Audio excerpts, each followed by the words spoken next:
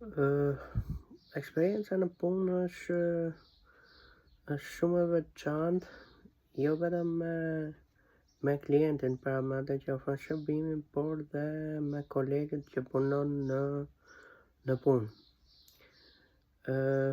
Gjatë eksperiencës time tek ndërmarrja Tirana Parking, gjatë kontratës parë, pra 3 mujore, kishte disa anomali edhe në raport me kolegë njëri me tjetrin. Ajo çka ishte shumë e bezdisht ishte trajtimi çdo punonjësi nga pikpamja e prejardhjes apo mbështetjes politike.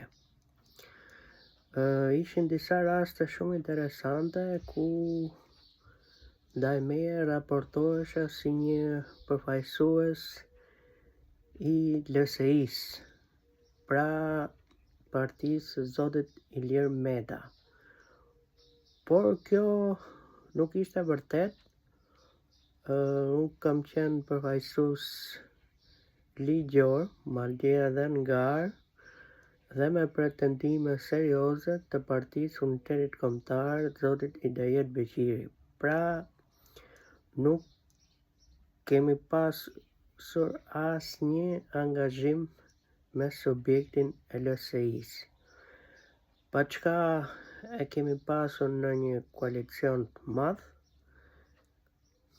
dhe në asaj kohe pati një konflikt të ashpër PS-LSI ku vërtet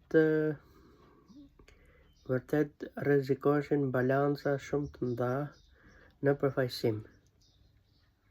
Konflikti PS-LSI u bë një gangren shumë e madhe, diskutohej në shumë rrethe shoqërore, por unë realisht nuk kam pasur asnjë lidhje me këtë subjekt, pa çka se në atë kohë kam qenë dhe i propozuar kandidat për deputet në qargun e Durrësit, i pari në listë, gjithashtu dhe kam pasur dhe mbështetjen e 7 subjekteve të tjera, po nga koalicioni i majorancës që ka qenë fuqi para vitit 2017.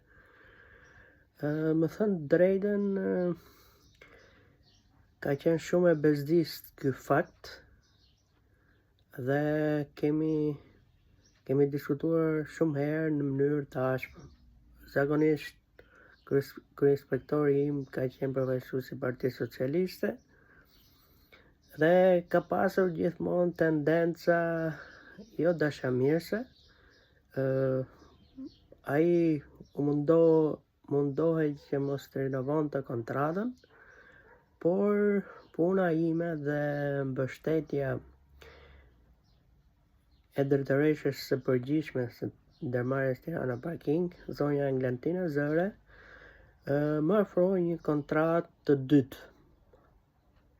Atëhere diskutohej shumë se unë do të isha, më kërkonin të leja detyrën sepse do të konkuroja, siç ju thash më parë, për kandidat në deputet në qargun e Durrësit.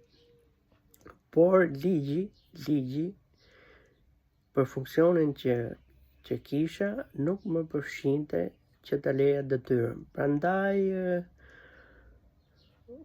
mu rinovua kontrata për herë dytë, ishte një kontratë 1 vjeçare, cilën e firmosa dhe vazhdoi punë normalisht.